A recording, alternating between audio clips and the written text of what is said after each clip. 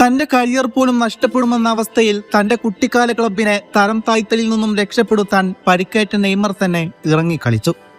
തുടർച്ചയായ 2 മത്സരത്തിലും അയാൾ മികച്ച പ്രകടനമാണ് കാഴ്ചവെച്ചത്.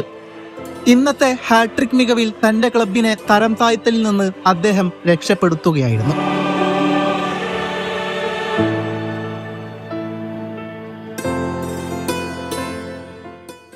സീസണിലെ ഏറ്റവും നിർണായകമായ സമയത്ത് പരിക്കിന്റെ പ്രശ്നങ്ങൾ ഉണ്ടായിരുന്നിട്ടും നെയ്മർ ജൂനിയർ സാന്റോസിനെ തോളിലേറ്റി. ബ്രസീലിയൻ പ്രതിഭ അവസാന 3 മത്സരങ്ങളിൽ നിന്ന് 5 ഗോളുകളും 1 അസിസ്റ്റും നേടി സാന്റോസിനെ ശരിക്കും പറഞ്ഞാൽ രക്ഷിക്കുകയായിരുന്നു.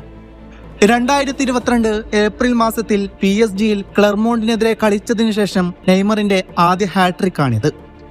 ഈ സീസണിൽ സാന്റോസ് റെഗുലർ സോണിലേക്ക് പോകുമെന്ന് ഏറെക്കുറെ ഉറപ്പിച്ചതായിരുന്നു. എന്നാൽ അവിടെ നിന്നാണ് നെയ്മർ ഗോളടിച്ചുകൊണ്ട് ആ ടീമിനെ രക്ഷിച്ചെടുത്തത്. ഈ മത്സരത്തിലും സാന്റോസിന് ജയിച്ചേ മതിയാകും, ഇല്ലെങ്കിൽ കാര്യങ്ങൾ പ്രശ്നത്തിലേക്കാണ്. ജുവന്റ്യൂഡാണ് എതിരാളികൾ. മത്സരം തുടങ്ങി മത്സരത്തിന്റെ തുടക്കം മുതൽ നെയ്മർ മികച്ച പ്രകടനമായിരുന്നു കാഴ്ചവെച്ചത്. ഹാഫ് ടൈം കഴിഞ്ഞപ്പോൾ നെയ്മർ ഒരുപാട് ചാൻസുകൾ ക്രിയേറ്റ് ചെയ്തിരുന്നു. എന്നാൽ സെക്കൻഡ് ഹാഫിന്റെ 47-ാം മിനിറ്റിൽ നെയ്മർ ഗോൾ നേടിയെന്ന് ഉറപ്പിച്ചതായിരുന്നു. പക്ഷേ ആ ബോൾ പുറത്തേക്കാണ് അയാൾ തൊടുത്തുവിട്ടത്. 56-ാം മിനിറ്റിൽ സഹതാരത്തിന്റെ കട്ട് പാസിൽ നിന്ന് നെയ്മർ ഫസ്റ്റ് ഗോൾ സാന്റോസിനായി സ്കോർ ചെയ്യുന്നു. മത്സരത്തിന്റെ 65-ാം മിനിറ്റിൽ ഇഗോർ വിനീഷ്യസ് ബോക്സിലേക്ക് കൊടുത്ത പാസ് സ്വീകരിച്ച് നെയ്മർ 2ാമത്തെ ഗോളും സ്കോർ ചെയ്യുകയാണ്. മത്സരത്തിന്റെ 73-ാം മിനിറ്റിൽ സാന്റോസിന് അനുകൂലമായ ഒരു പെനാൽറ്റി ലഭിക്കുന്നു. കിക്കെടുക്കുന്നത് മറ്റാരുമല്ല, നെയ്മർ തന്നെയായിരുന്നു. അങ്ങനെ നെയ്മർ തന്റെ സ്ഥിരം സ്റ്റൈലിൽ തന്നെ ആ പെനാൽറ്റി എടുക്കുന്നു. ഗോൾ കീപ്പർ ലെഫ്റ്റ് സൈഡിലേക്ക് ഡൈവ് ചെയ്തപ്പോൾ നെയ്മർ റൈറ്റ് സൈഡിലേക്കാണ് പന്ത് ഫിനിഷ് ചെയ്തത്. പെനാൽറ്റിയിൽ എന്നും പേരുകേട്ട താരമാണ് നെയ്മർ ജൂനിയർ.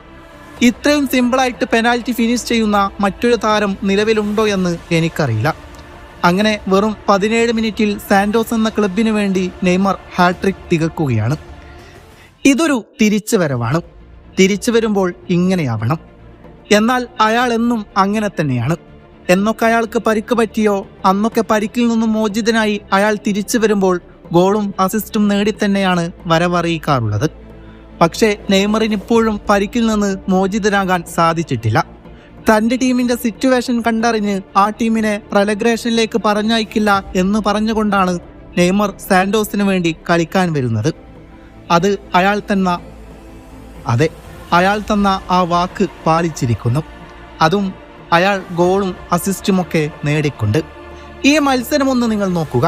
17 മിനിറ്റിനുള്ളിൽ ഹാട്രിക് നേടുക എന്ന് പറഞ്ഞാൽ തന്നെ അസാധ്യമായ കാര്യം തന്നെയാണ്, പ്രത്യേകിച്ച് അയാളെ സംബന്ധിച്ചിടത്തോളം. പരിക്ക് പറ്റിയിട്ടാണ് നെയ്മർ കളിക്കുന്നത്. അങ്ങനെയുള്ളൊരു മത്സരത്തിൽ അയാൾ ടീമിന്റെ രക്ഷകനാവുകയും ഹാട്രിക് നേടുകയും ചെയ്യുന്നു.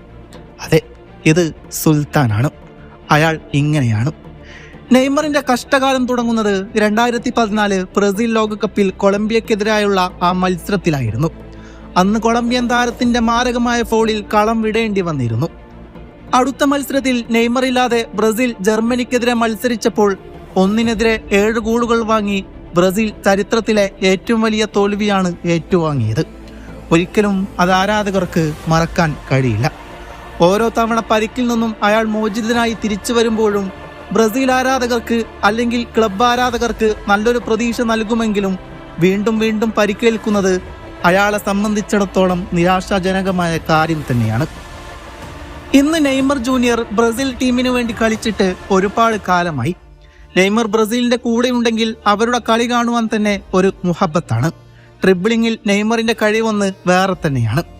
ട്രിബിൾ ചെയ്ത് പന്തുമായി മുന്നേറുന്നത് കാരണം എതിർ കളിക്കാരൻ വേറൊന്നും ആലോചിക്കാതെ ചവിട്ടി വീഴ്ത്തുന്ന പതിവ് നെയ്മറിന് പലതവണ നേരിടേണ്ടി വന്നിട്ടുണ്ട്. നെയ്മറെ ചവിട്ടി വീഴ്ത്തിയാൽ ടീമിന് വീഴ്ത്താമെന്ന വിശ്വാസമാണ് എതിർ ടീമുകൾ സ്ഥിരമായി നെയ്മറെ ടാർഗറ്റ് ചെയ്യുന്നതും. 2014 നെയ്മറിനെതിരെ ചെയ്തത് അതിന് ശരിയായ ഒരു ഉദാഹരണം മാത്രമാണ്.